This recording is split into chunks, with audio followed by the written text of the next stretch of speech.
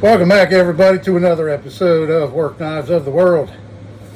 Almost didn't make this video today. I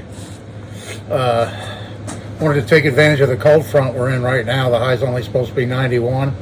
So I wanted to get my grass mowed, and then while I was out mowing my grass, my tractor broke down. Luckily, it was just a split fuel line, and I was able to get that fixed and get the grass done. And come out here to the shop and make this video for you all. We're going to New Zealand in this one. And the reason I'm titling it New Zealand is because of a guy named Brian Baker. Brian Baker, back in 1983, founded the company manufacturing the Svord Peasant Knife. And here's some examples of those knives.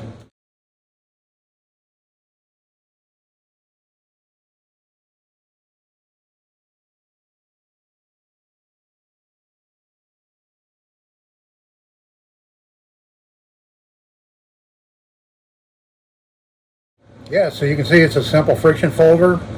Been around for a few decades. Yeah, so the blade is supposed to be designed on a centuries old Bohemian and Bavarian style knife that I couldn't find any examples to show y'all. I guess there's some in museums around the world, but I couldn't find any pictures of them.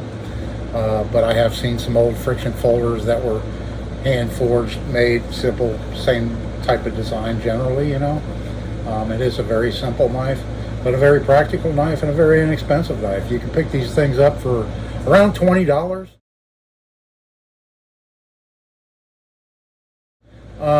They come with the Svord Peasant, comes in various colored plastic handles, as you saw in the pictures.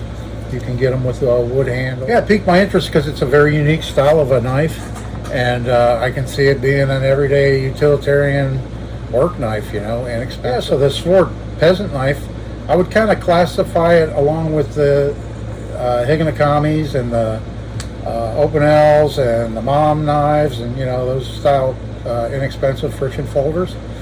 I'd kind of lump it all with them, but it has its own little unique styles to it, you know, and its manufacturer and utilitarian use. Now, about a year ago, I was watching a video on YouTube. A fellow by the name, his YouTube channel is titled Maximus Iron Thumper. Maximus Iron Thumper. And he's an interesting fellow over in the UK, and he's a blacksmith. And he made a friction folder, and he based his on a Svord style, but like he said in his video, he's not copying any designs because it's supposedly centuries old and it's been around forever.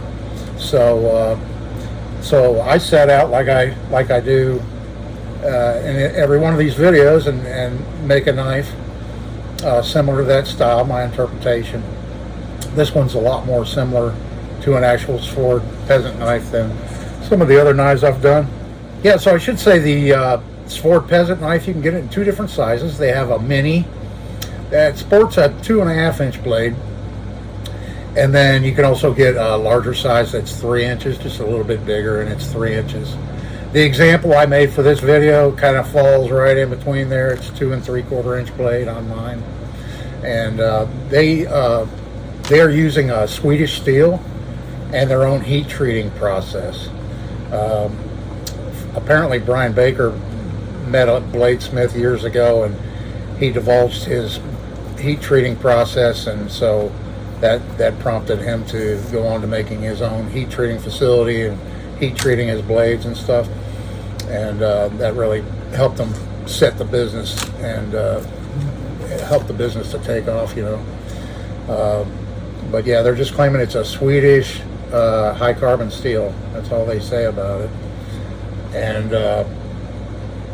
yeah, and a funny note, in the advertising for the knife, they say you can whittle wands, cut cheese, and manage sheep with the knife.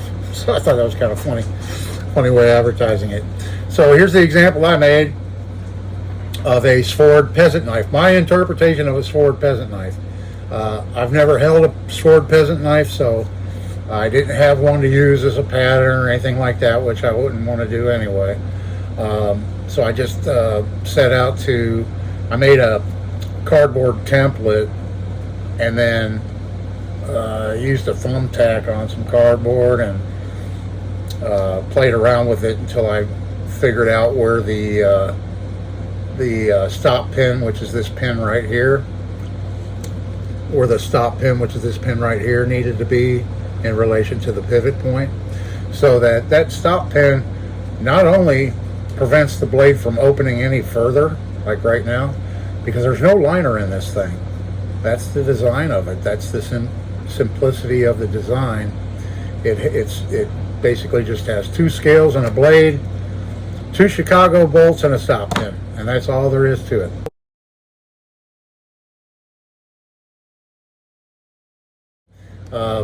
But in addition to it holding the blade from opening up too far, when you're using it, you know, and you're pressing down with the blade, that pin actually stops it. And then in addition to that, it stops it from closing up any further. That's as far as mine will close up because of the stop pin right there. Pretty cool.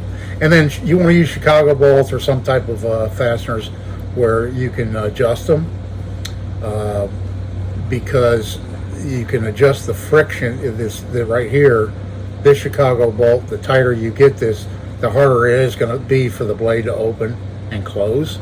I've got mine adjusted perfectly where it won't open, and it requires a little bit of force, not much, but a little bit, you know, to open it in the open position.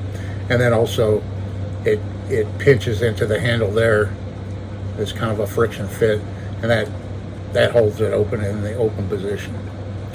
And I use that same spalted wild olive wood for the handles.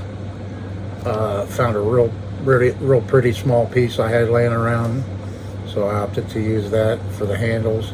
My handle shape is very similar, I think, to the Svord Peasant Knife. I did put a hole in here with the intention I was going to put a lanyard, because that's another safety feature of this style knife. If you put a lanyard in there and leave a little, you know, maybe like a 2-inch loop or something big enough to where you can fit your ring finger through it, and then when you're holding the knife, that loop will prevent this, even though you're gripping it and holding the blade open, but it prevents it from you know, closing up on your fingers while you're using it. But in mine, the handle design, it actually locks there, or it's down flush. I did think about putting a pin in here, fixing a pin, a short pin, and then cutting a groove across here in the wood so that pin would rest down in it. But then I thought, you know, I might rather have like a lanyard on it or something for pulling it out of your pocket. This would be great in a slip, a leather slip, and then have a lanyard here, and then, you know, you could carry it that way. Would be very nice for that. But yeah, on mine I used M2 high-speed steel, and it might look stainless, but it'll actually rust if I don't keep a light coat of oil on it, or wax, anything to keep it from oxidizing, because it is a high carbon steel and not stainless. So yeah, I was lucky. I had a couple of Chicago bolts in stock laying around that were perfect for this, to use on this blade and making this knife. And yeah, really fun project. Thought it came out pretty decent.